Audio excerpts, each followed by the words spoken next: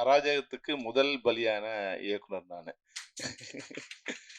அண்ணாதி இவராவது போராடி போயிருக்கிறாரு. ஒருவேளை இந்த போராட்டத்த நான் தொடங்கியிருந்தா, இன்னைக்கு இவங்கலாம் அத மாட்டியிருக்க மாட்டாங்களோ என்னவோ!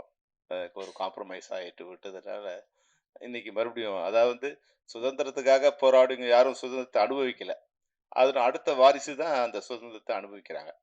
அது மாரி இதனால பாதிக்கப்பட்டவங்க அடுத்து இப்ப நக்கீரன் சார் சொன்ன மாரி கொஞ்சம் காம்ப்ரமைஸ் ஆயிட்டோம்.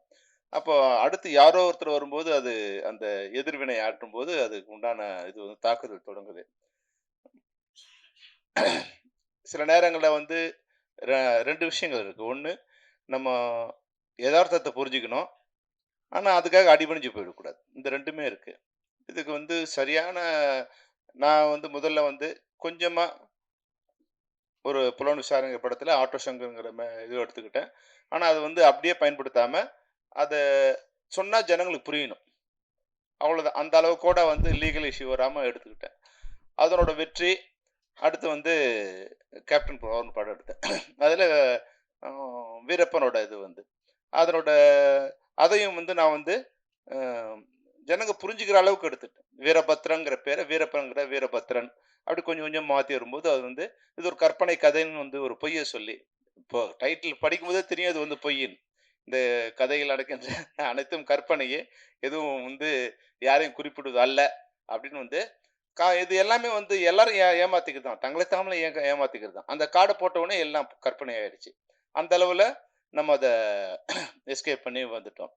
இப்ப அதனோட வெற்றி என்ன ஆகுதுன்னா, இப்போ நேச முரளி மாரியே நான் அடுத்தது போய் மாட்டிக்கிறேன். ஓஹோ! நம்ம இந்த உண்மை சொன்னா நல்ல அ ரீ ஜனங்கள்லாம் இதுவா இருக்காங்க. அப்படின்னு குற்றப்பத்திரிகைங்கிற மேட்டர் நான் எடுக்கிறேன். அப்போ ஒரு உண்மைய தெரிஞ்சுக்கிட்டேன். இந்தியாவுல உண்மைய சொல்லக்கூடாதுன்னு. நீங்க எவ்வளோ கற்பனை சொல்லலாம். இப்ப அவன் சொன்னான் அழுதான் இல்லையா?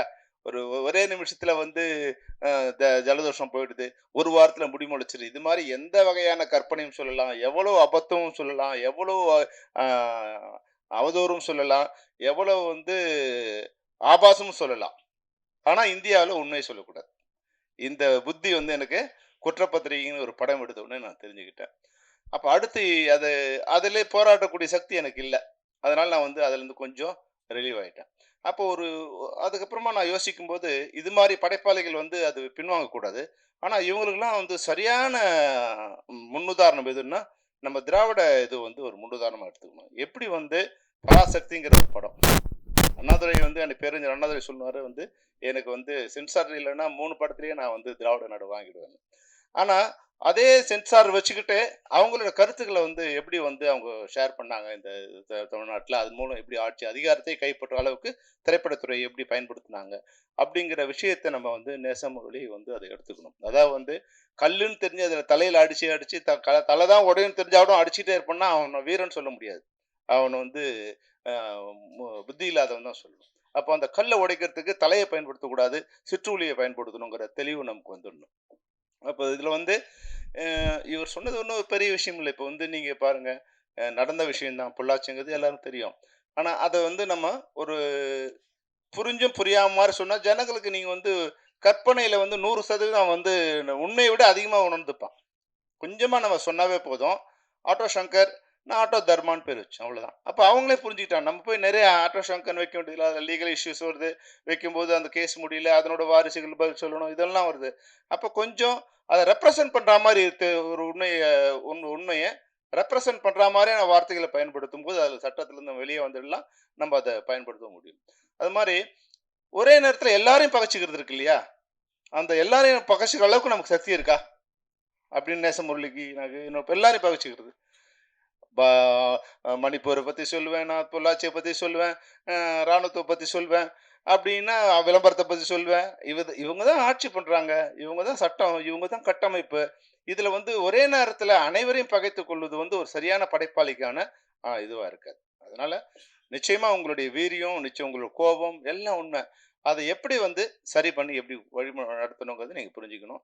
ஆனாலும் இதுல அ தரப்பட்ட அனைத்துமே இப்ப இந்த விஷயத்த குறைஞ்சபட்சம் இது மாரி இப்ப நம்ம பண்ணா எல்லாம் அட்ஜஸ்ட் பண்ணி போயிட்டாங்க. பொள்ளாச்சியில வந்து 2 வருஷமா அட்ஜஸ்ட் பண்ணி போயிட்டாங்க. ஆனா ஒரு நாள் போலீஸ் ஸ்டேஷன் வந்துட்டாங்க. அந்த உண்மை வெளிய வந்துருச்சு. அது மாரி சென்சார் போர்டு கூட வந்து எங்கேயுமே அராஜகம் அதிகமாகும்போது, அதுக்கான புரட்சி தொடங்கிடும். அது கொஞ்சமாவும் விநாசகாலே விபரீத புத்தி வரும்.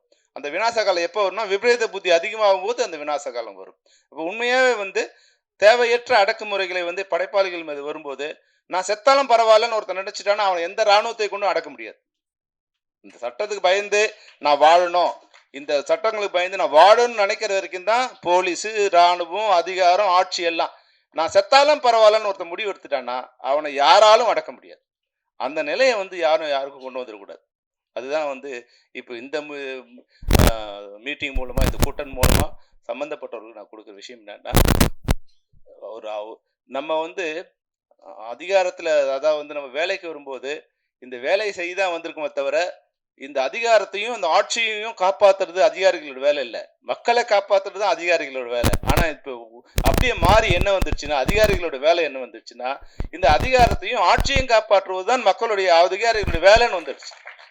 இப்போ நக்கீரன் ஐயா சொல்லும்போது சொன்னாங்க பாருங்க, எந்த எஸ்பி வந்து பாலியல் இதுல வந்து மாட்ட போறாங்களோ, அவங்களே அந்த பாலியல் இதுக்கு வந்து முதல்ல துணையா இருந்திருக்காங்க. இப்ப பாருங்க, ஒரு பெண்ணு இந்த இதுல வந்து பத்திரிகைக்காரர் நக்கீரன் கோபால் மாதிரி வந்து மிக பிரபலமான தைரியமா நம்மலாம் மிகப்பெரிய இது நினைக்கிற ஒருத்தருக்கே இவ்வளவு பெரிய திரட்டு இருக்கும்போது, நேச முறையெல்லாம் சுண்டக்கா மாதிரி அப்படி அமுக்கி சேர்த்துருவாங்க. அதனால வந்து இதை புத்திசாலித்தனமாக கையாண்டு இந்த இதுல வந்து நீங்க வெளியே வரணும். நிச்சயமாக சென்சார் போர்டு கூட வந்து நாங்கள் எங்களுடைய கோரிக்கை என்னன்னா, படைப்பாளிகளை வந்து நீங்க நசுக்காதீங்க. எல்லாரும் வந்து அமுங்கி போயிட மாட்டாங்க. ஒரு நாள் அது வந்து பிரளயமா மாறும். அது மாரி வந்து யாரையும் ஒரு அழுத்தம் குடுக்காதீங்க. சட்டத்துக்கு உட்பட்டு நீங்க வேலை செய்யுங்க. சட்டத்துக்கு உட்பட்டு என்ன சட்டமோ, அதுக்குண்டான கட்ட குடுத்து, அதுக்குண்டான அதாவது வந்து ஒரு திரைப்படம் வந்து மக்கள வந்து கெடுத்துறக்கூடாது. அந்த அளவுக்கு தான் வந்து திரைப்பட தணிக்கையாளர் இருக்கணும் தவிர, ஆட்சியை காப்பாற்ற வேண்டும்ங்கிற எண்ணத்துல வந்து தணிக்கை குழு செயல்படக்கூடாது என்ற வேண்டுகோளுடன், நேச முரளி மிகப்பெரிய இயக்குனராக வாழ்த்துடன் இந்த உரையை